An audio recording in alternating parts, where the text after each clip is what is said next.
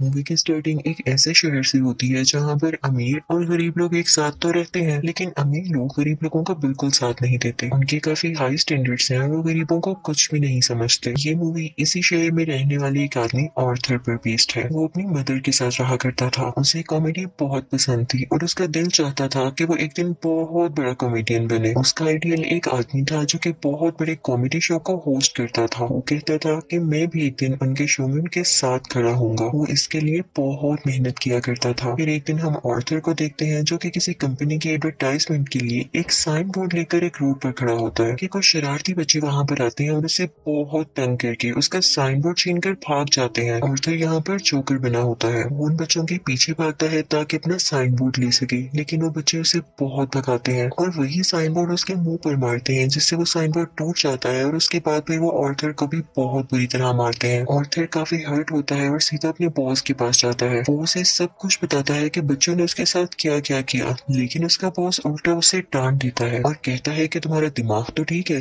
बच्चे ऐसी हरकत कैसे कर सकते हैं। बॉस उससे कहता है कि मैं तुम्हें तुम्हारी सैलरी भी नहीं दूंगा। ऑर्थर में कॉन्फिडेंस की बहुत कमी होती है, इसलिए वो यहाँ पर खुद के बारे में कुछ बोल ही नहीं पाता। वो वहां से काफी उदास होकर बाहर आ जाता है और सोचता है कि क्या मैं इतना बुरा हूँ कि कोई भी मेरी बात का यकीन ही नहीं करता। वो अपने घर आता है और डांस करने लगता है। यहाँ पे हम देखते हैं कि उसकी बॉडी काफी वीक होती है। अगले दिन ऑर्थर अपने कोलीग से मिलता है और उसे उन बच्चों के बारे में बताता है। उसका कोलीग उसे कहता है कि ये तो बहुत गलत हुआ, तुम्हें अपनी हिफाजत करनी चाहिए थी यार। और इसी के साथ वो उसे गन देता है और कहता है कि इसे अपने पास रख लो, ये मुश्किल वक्त में तुम्हारे काम आएगी। ऑर्थर ये लेने से इनकार करता है, लेकिन वो आदमी जबरदस्ती उसे गन दे देता है और फिर ऑर्थर अपने घर के लिए निकल पड़ता है। वो बस में होता है तो उसके सामने एक बच्चा भी बैठा होता है। वो उसे हंसाने की कोशिश करने लगता है और वो बच्चा जोर जोर से हंसने लगता है, जिस पर उस बच्चे की मदर को गुस्सा आ जाता है और वो ऑर्थर से कहती है कि हटो, परेशान मत करो हमें। लेकिन इस बात पर ऑर्थर हंसने लगता है। इनफैक्ट हमें बताया जाता है कि ऑर्थर को कोई सीरियस साइकोलॉजिकल इशू होता है और वो अपनी हंसी को कंट्रोल ही नहीं कर पाता। उसे कहीं पर भी हंसी आ जाती है। वो बस में बैठे हुए उस लेडी को एक कार्ड देता है जिसमें उसकी डिजीज के बारे में सब कुछ लिखा होता है। वो घर आता है और अपनी मेडिसिन लेने लगता है। इनफैक्ट वो गरीब था और ये दवाई बहुत एक्सपेंसिव थी, तो वो गवर्नमेंट के बनाए गए मेडिकल सेंटर से ये दवाई फ्री लेता था। वो एक दिन अपनी साइकियाट्रिस्ट के पास जाता है। वो उसे कहती है कि मुझे अपनी डायरी दिखाओ कि तुम क्या क्या लिखते रहे हो। जैसे ही वो उसकी डायरी खोलती है उसमें ये लिखा होता है कि मैं उस तरह नहीं मरना चाहता जिस तरह बुरी तरह से मैंने जिंदगी गुजारी है। फिर ऑर्थर वहां से अपने घर जाता है तो उसकी मदर उससे पूछती है कि क्या थॉमस की तरफ से कोई लेटर आया, तो ऑर्थर कहता है कि नहीं, आज भी नहीं। इनफैक्ट थॉमस इस मूवी में बहुत ज्यादा रिच बिजनेसमैन दिखाया गया है और लोग उससे बहुत डरते हैं। उसकी माँ उसे कहती है कि अगर उसको हमारी हालत के बारे में पता चलेगा तो वो हमारी हेल्प जरूर करेगा। अगले दिन जब वो बाहर जाता है तो वापसी पर आते हुए रास्ते में उसे एक सिंगल मदर मिलती है जिसके साथ एक छोटी सी बेटी भी होती है। वो ऑर्थर को काफी अच्छी लगने लगती है, लेकिन वो अपने घर आ जाता है। यहाँ उसकी मदर उससे फिर उसी लेटर के बारे में पूछती है तो ऑर्थर कहता है आपका क्या लेना देना है उससे, वो हमारी मदद नहीं करेगा।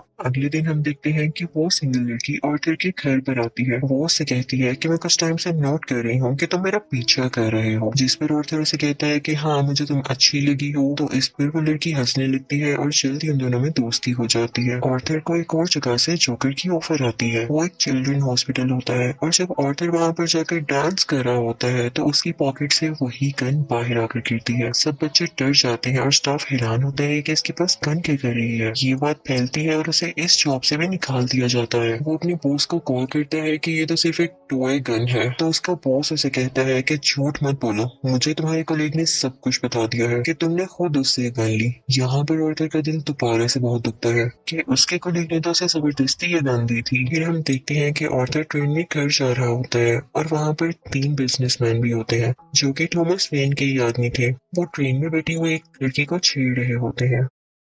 ऑर्थर को यहाँ पर अपने मेंटल डिसऑर्डर की वजह से हंसी आने लगती है और वो तीनों आदमी समझते हैं कि हम पर हंस रहा है। वो उसे बहुत मारते हैं, इतना मारते हैं कि उसके मुंह से खून आने लगता है। ऑर्थर उन्हें अपना मसला बताने की कोशिश कर रहा था, लेकिन वो तीनों उसकी एक नहीं सुनते। ऑर्थर को उन तीनों पर गुस्सा आ जाता है और अपनी गन निकाल कर उन तीनों को शूट कर देता है। वो वहां से ये सोचकर भाग जाता है कि मैंने तीन लोगों का कत्ल किया है। वो खुद को एक बाथरूम में लॉक कर लेता है। पहले तो वो डर रहा था, लेकिन यहाँ पर अचानक से वो डांस करने लगता है ऐसे लग रहा था जैसे अब उसे कोई रिग्रेट नहीं और वो काफी सुकून में भी था। आर्थर घर आता है तो टीवी पर न्यूज चल रही होती है जिसमें थॉमस बोल रहा होता है। वो कहता है कि जिन 3 लोगों का कत्ल हुआ वो मेरे आदमी थे और उन्हें किसी जोकर ने मारा। लेकिन यहाँ पर गरीब लोग उन तीनों की डेथ का अफसोस करने की बजाय जोकर्स का साथ दे रहे होते हैं, क्योंकि वो सब जोकर्स के रूप में ही अमीर लोगों के खिलाफ स्ट्राइक कर रहे होते हैं। वहां से वर्कर अपनी साइकेट्रिस्ट के पास जाता है तो वो उसे बताती है कि हम आज आखिरी बार मिल रहे हैं, क्योंकि गवर्नमेंट ने हमें फंड्स देना बंद कर दिया है और अब के बाद मैं आपका फ्री इलाज नहीं कर सकती। आर्थर दोबारा से काफी टूट जाता है और उदास होकर वहां से बाहर आ जाता है। फिर हम आर्थर को देखते हैं जो कि कॉमेडी शो में लोगों को हंसाने की कोशिश कर रहा होता है, लेकिन वो ऐसा कर नहीं पाता और परेशानी में उसे जोर जोर से हंसी आने लगती है।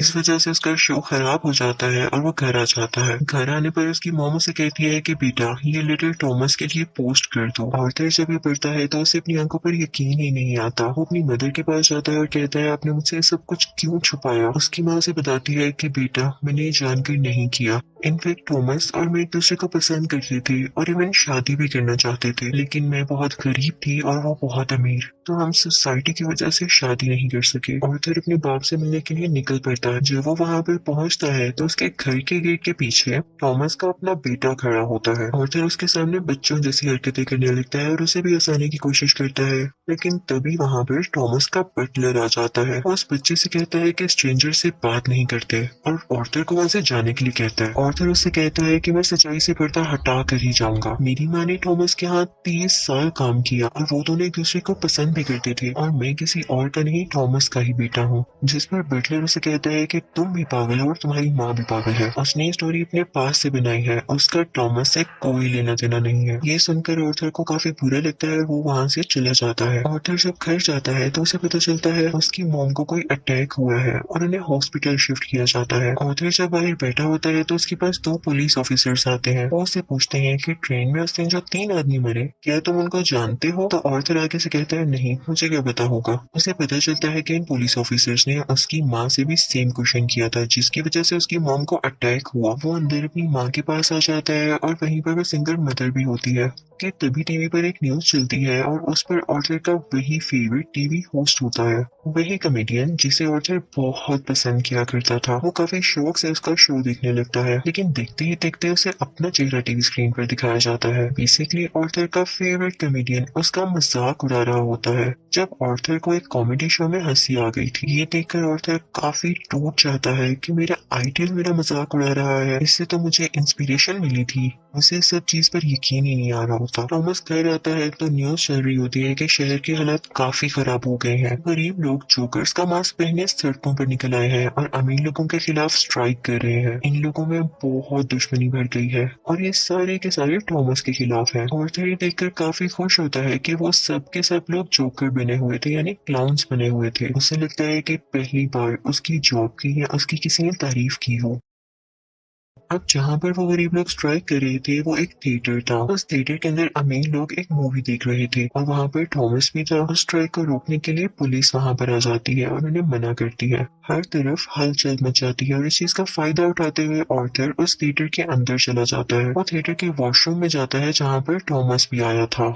आर्थर उसके पास जाता है और पोलाइटली कहता है कि मैं आपका बेटा हूँ, मेरी माँ और आप एक साथ हुआ करते थे, याद करें। थॉमस उसे कहता है कि मैं इस नाम की किसी औरत को नहीं जानता और उसे जोरदार मुक्का मारता है, यानी पंच करता है, जिससे उसकी नाक से बहुत खून आने लगता है। आर्थर घर चला जाता है और कुछ टाइम बाद उसे पुलिस की कॉल आती है। वो इनफैक्ट आर्थर से भी इन्वेस्टिगेशन करना चाहते थे उस दिन के बारे में जब उन 3 आदमियों का कत्ल हुआ था। और तभी आर्थर को ये भी पता चलता है कि जो उसका फेवरेट कॉमेडियन था उसने आर्थर को अपने शो में बुलाया है। इनफैक्ट उसने आर्थर की जो क्लिप अपने शो में चलाई थी उसकी वजह से उसके शो की रेटिंग काफी बढ़ गई थी, क्योंकि लोगों ने उसको पसंद किया था। वो बहुत खुश हो जाता है और तैयार होकर वहाँ पर जाने के लिए निकल जाता है, लेकिन उसे याद आता है कि थॉमस के बटलर ने कहा था कि मेरी माँ पागल है। तो वो उस मेंटल हॉस्पिटल पर जाता है जहाँ पर उसकी माँ का कभी इलाज हुआ था। वो उन लोगों से अपनी माँ की फाइल मांगता है। वो वहाँ से वो फाइल चुरा कर भाग जाता है। उसमें लिखा हुआ था कि आर्थर की माँ का किसी और के साथ रिलेशन था। वो उसे बहुत ज्यादा फिजिकली अब्यूज किया करता था, मारा करता था। और इसी दौरान आर्थर के सर पर भी चोट आई थी, जिसकी वजह से वो आज इस डिजीज का शिकार है। वो वहाँ से सीधा अपनी दोस्त यानी उसी सिंगल मदर के पास जाता है, लेकिन हमें यहाँ पर पता चलता है कि वो तो थी ही नहीं। वो असल में सिर्फ और सिर्फ उसकी इमेजिनेशन में थी और उसको उसके विजन्स आया करते थे। आर्थर अपने माँ की चोट की वजह से काफी परेशान होता है। वो हॉस्पिटल जाता है और पिलो से अपनी माँ को मार देता है। घर आकर देखता है तो उसे एक पिक्चर मिलती है जिसके पीछे लिखा हुआ था कि मुझे तुम्हारी स्माइल बहुत पसंद है, जो कि थॉमस ने लिखा था और ये पिक्चर उसकी मदर की थी। यहाँ उसे एहसास होता है कि उसकी माँ झूठ नहीं बोल रही थी। वो अपना जोकर का मेकअप करने लगता है और यहाँ पर वो काफी दुखी होता है और उसे कुछ समझ नहीं आ रहा होता कि उसके आसपास क्या हो रहा है। तभी वहाँ पर उसका वही कुलीग आ जाता है और वो कहता है कि जो उस दिन ट्रेन में 3 कत्ल हुए और रिसेंटली तुम्हारी माँ का भी कत्ल हुआ, मैं उसके बारे में कुछ पूछना चाहता हूँ। आर्थर को लगता है कि ये लोग फिर से मेरा जीना हराम करने आए हैं और वो यहाँ पर अपने कुलीग को पूरी तरह से मार देता है। अब इसके बाद आर्थर तैयार होता है और अपने जोकर का फुल कॉस्ट्यूम पहन लेता है। वो अब अपने फेवरेट कॉमेडियन के शो में जाने की तैयारी कर रहा था और बहुत खुश होता है और रास्ते में डांस करता हुआ जा रहा होता है। वहीं पर वो दोनों पुलिस ऑफिसर्स भी आ जाते हैं जो उससे ट्रेन में हुए हादसे के बारे में इन्वेस्टिगेशन कर रहे थे। फिर आर्थर वहां से भाग आता है और भागते भागते एक ट्रेन में घुस आता है। उस ट्रेन में और भी बहुत सारे लोग ऐसे थे जिन्होंने जोकर का कॉस्ट्यूम पहना था। पुलिस इतने सारे लोगों में उसको ढूंढ ही नहीं पाती, तो इसी बात का फायदा उठाते हुए वहां से बाहर आ जाता है और अपने फेवरेट कॉमेडियन के शो की तरफ जाता है। वो जब उसके सामने जाता है तो वो उससे पूछता है कि क्या तुम भी जोकर बने हो, क्या तुम भी अमीरों के खिलाफ प्रोटेस्ट कर रहे हो। और फिर उसे रिक्वेस्ट करता है कि आप लोगों को मेरे बारे में कुछ ना बताइएगा सिवाय इसके कि मैं एक ऑर्डिनरी जोकर हूँ।